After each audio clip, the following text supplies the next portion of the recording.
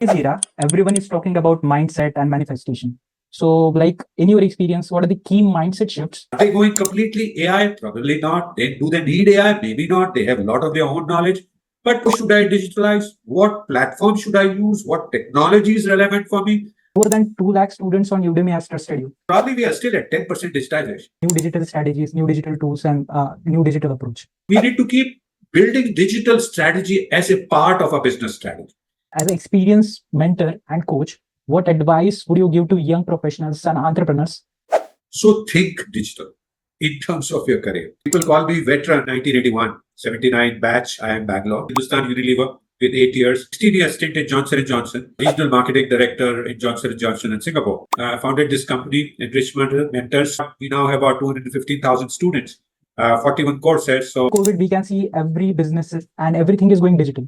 even at I am Bangalore, we were still using the same computing machines. If I have to make a presentation, it take 3 days. I would write on a piece of paper, send it to a slide shooter, it will create. Financial services has advanced probably the most in terms of digitalization. That hinder the successful digital transformation for all small and medium enterprises. Smaller company, no one goes. Medium companies, no one goes. So their size is small, their budgets are small, and they don't know what can be digitalized. A washing machine that you buy today, maybe you will be able to assemble at home, buying small pieces of components yourself and save a lot of money. So let's dive deep into our topic. The sky is the limit. So hello everyone, my name is Harshad. I'm an MBA student.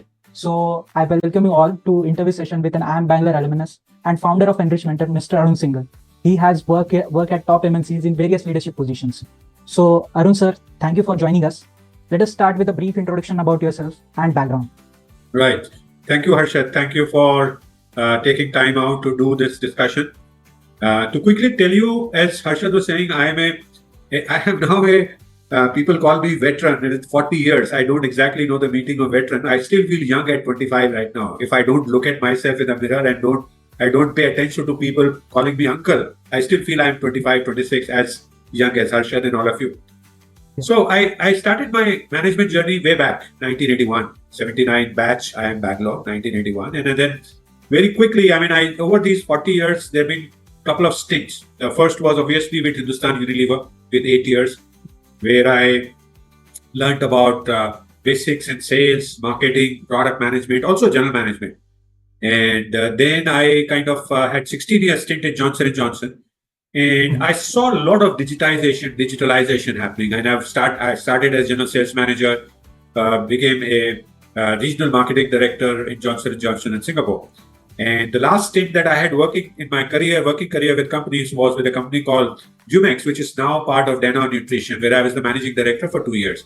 Since 2007, I've been on my own. I founded this company, Enrichmentors, to pass on all that I know about over these 24 years, to give it to all of you who could, and with the hope and belief of you guys doing even better than me. So that has been a bit of my journey. And now, last couple of years, many years I've worked since 2007 with many companies, including IIM Udaipur, where I trained many of students like you to do well in their career. And last 3-4 years now, I've been doing these online courses on Udemy so that everyone in the globe can access. And by the grace of God, we now have about 215,000 students, 41 courses. So thanks to all of your efforts, and especially people like Harshad, who have been interning with us, giving us advices on what to do. We have reached some place, hopefully, but the sky is the limit. So back to you, Harshad. So thank you, Arun sir, for that insightful introduction. Now let's dive deep into our topic. So After COVID, we can see every business and everything is going digital. So digital strategy became important in terms of individual as well as companies. So my first question will be, how did you witness digital evolution impacting businesses across your 40-year career? Okay. It's a good question, Harshad. Very good question. And 40 years is a long time. And as I was thinking through this question, I realized the first time I came across the digitization of computers was using Fortran cards in the 1978, 73, when the computers were still big pieces, right? And they were punched cards. We used to write programs and make them run in small way. So that was the initial beginning of digitization. And digitization and computer have been linked together like anything that you can think of. Now, the major changes that I started seeing was quite some time later. Even at IIM Bangalore, we were still using the same computing machines. The main change happened with the advent of PCs. right? Mhm. And personal computers. And I remember it was in somewhere in 1990 or 91, the early 90s, that emails started coming forward. We had Mhm. email IDs, we had computers, and that's the time we see the businesses becoming a lot more productive, people becoming a lot more productive. That released that emails and computers and being able to make a PowerPoint and a PowerPoint that time. I mean, can you believe otherwise a presentation if I have to make a presentation, it take 3 days. I will write on a piece of paper, send it to a slide shooter, he will create, he will send it to back. And it took enormous amount of time. And from there, the MS PowerPoint so it made all of us a lot more productive. We could go out on tours, get continued on emails. That was the first major shift. Then, of course, we saw a lot of digitalization happening in banking industry. Everyone started going online, especially banks and services industry. And later on, we saw the government also doing that. Now, today we are sitting here, well, rarely do we visit a bank.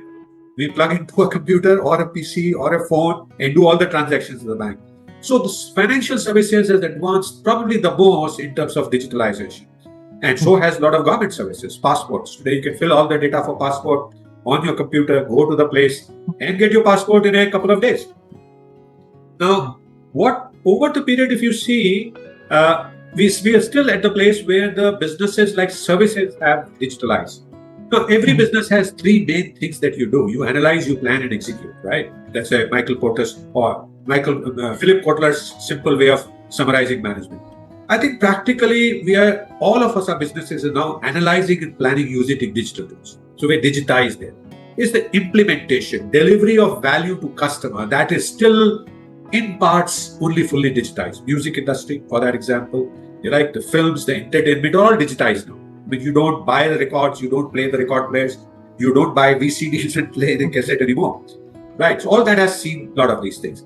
There are a lot of things that is yet to happen. I mean, the 3D technology is emerging now. As 3D emerges, the day is not far off. In decades, at least 1 decade, we will see local productions happening. A washing machine that you buy today, maybe you will be able to assemble at home, buying small pieces of components yourself and save a lot of money. So there's a lot of things I've seen happen and I'm sure will continue to happen. So I hope I've answered in some way your question, Arshad. Yeah, that was a brief answer for my question. Right. So my next question will be, so you founded Enrichmentors in 2007. Right. So from your consulting work at Enrichmentors, what are some common pitfalls or roadblocks you have observed that hinder this successful digital transformation for all small and medium enterprises? Right. So, there are a few things that stand out to me in my mind. One is that for small and medium enterprises, they still do not fully understand the real role a digitization or digitalization can play. Mm-hmm. So they don't have an idea of the opportunity this offers. Now, larger companies benefit by big consulting companies chasing them, telling them the benefits of digitalization. Smaller company, no one goes. Medium companies, no one goes. So they are left on their own. So their own knowledge of what digitalization can do for them is the one biggest barrier in digitalization. Second thing is that they don't know what to digitalize. And as a result of that, they have multiple things, multiple businesses, their size is small, their budgets are small, and they don't know what can be digitalized. While they see a lot of things happening, and they don't have what I would call is a digital transformation strategy, which means what part of my business can I transform digitally and what I should not or cannot at this point of time. They come back and try to do things that are probably out of reach sometimes, and then they fail, and then they repent, and they give, they curse digital transformation in some ways. So these are some of the pitfalls. Obviously, budgets are a constraint, but my belief is that if they figure out what is the right place in their value chain to digitalize, which is what is called digital transformation strategy. What part of business should I digitalize? How should I digitalize? What platform should I use? What technology is relevant for me? How should I build people capabilities, process capability? Can I take use of ecosystem? All that is what is missing from them, and those become the real bottleneck. Now, we have covered this in our course on digital transformation, these blocks, and anyone who would like to learn about them, especially from small, medium enterprises, would hopefully be able to overcome these barriers. Okay, sir. Okay. So, in today's era, everyone is talking about mindset and manifestation. So, in your experience, what are the key mindset shifts that are required for a traditional businesses to truly embrace the digital first approach and foster culture of innovation? See, good question, Arshad. Extremely good question. See, the mindset comes from the very definition of traditional business. A traditional business means someone who has been doing business for last 10 years continues to do the same way. Mhm. So the mindset is past is good, I should continue to do that. And past has been good, has generated that profit, has generated that revenue growth. But that mindset that what has worked in the past will continue to work forever in future is the biggest shift in the mindset that we need.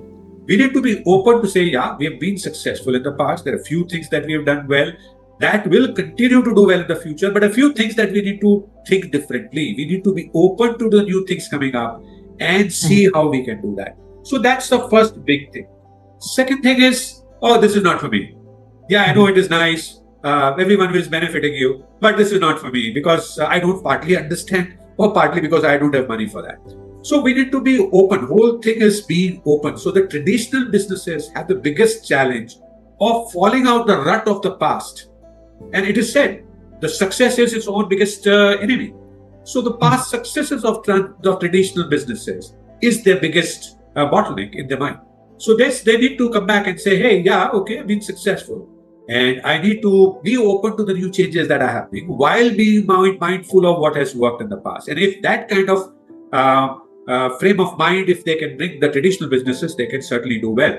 And some of this we see happening. I mean, there's a lot of companies who are in a very deeply set traditional businesses, right? Let's say, take the example of Patanjali. Now, Patanjali is traditional business, right? Ayurveda. But they've gone, they've built a online website, they're in e-commerce, and they're moving ahead. Now, their stories may be controversial, their advertisement may be commercial, but they're adapting to the future things that are they going completely AI? Probably not. Do they need AI? Maybe not. They have a lot of their own knowledge.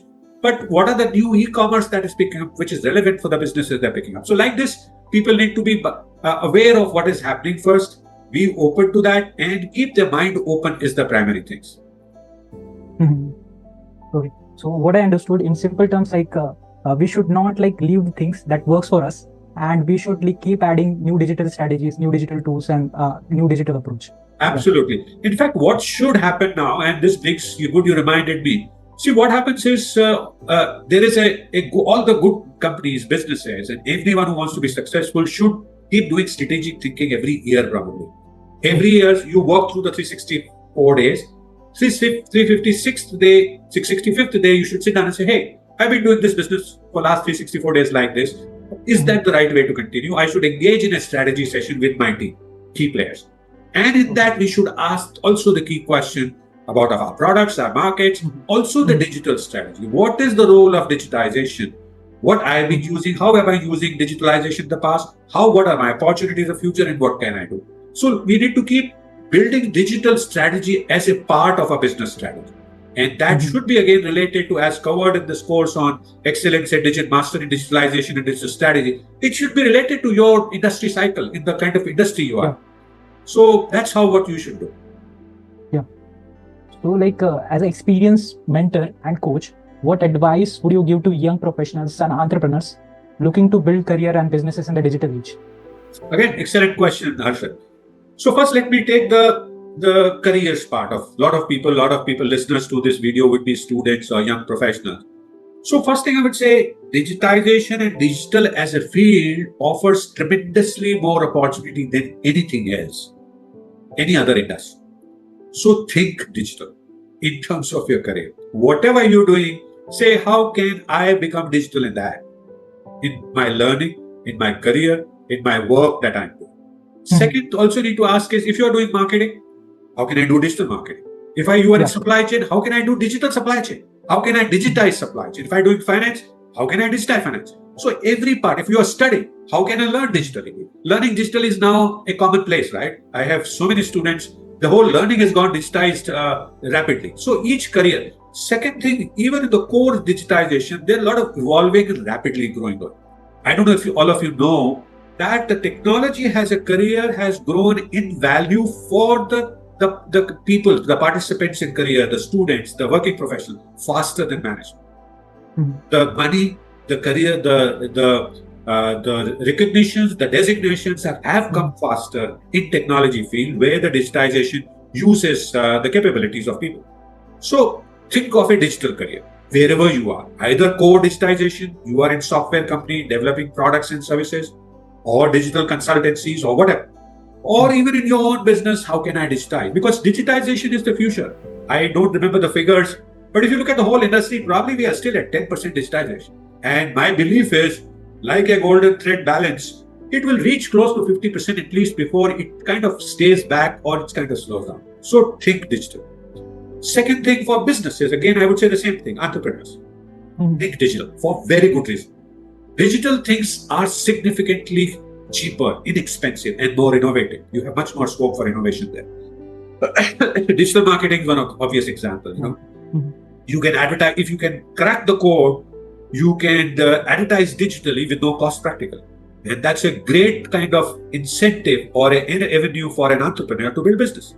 Whereas if you want to go conventional marketing way, it requires certain minimum money.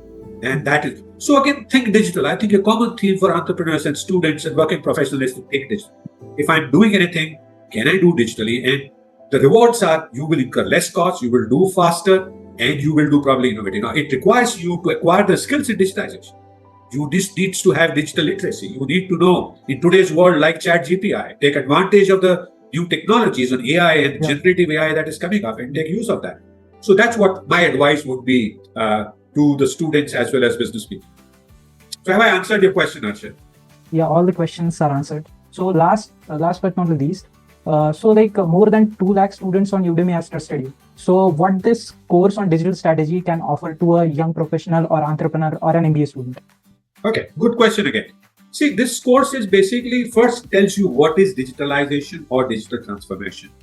And the fundamental question I answered at the beginning is digital transformation, digitization same as digital marketing? And you will find that answered in the course. The answer is obviously no. Digitization is about running your whole business, work digitally as much as possible. Whereas digital marketing is a small piece of that.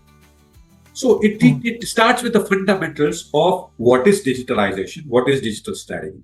Then it talks about what are the components of digital strategy. If I want to go digital, what are the things I should consider? What are the things that I should look at? It says you should decide how you want to run your business, how to use digital technology, introduce new products, what platforms, what technology, how to take people along, how to have innovations and systems and processes in place. So how do you manage the whole process of going digital is what is covered in this course. And my belief is that all of us learn better with an example. So there is a whole example of a case running right through, which keeps telling you one by one, how would you do it? And at the end, I think there is a case also that tells you how to apply this in your own life. So that's what this course has in store for you. So thank you, Arun sir, for the wonderful insights. And thank you for taking time out and for sharing knowledge with us. So if you are looking for a course on digital strategy, I think everyone should look at your course. Right. Thank you so much, Harshad, for this very nice conversation. And I hope the viewers enjoy this video. And if anyone else needs any help, not only related to digitalization, but anything that I can do to help you do better in your career or business, do reach out to me by writing a comment or reaching out through any other mode that you can reach out to. Connect with me on LinkedIn. That's where I have maximum number of connections. Happy to connect with you and help you as much as I can do. So thank you so much, Harshad. Thank you, viewers.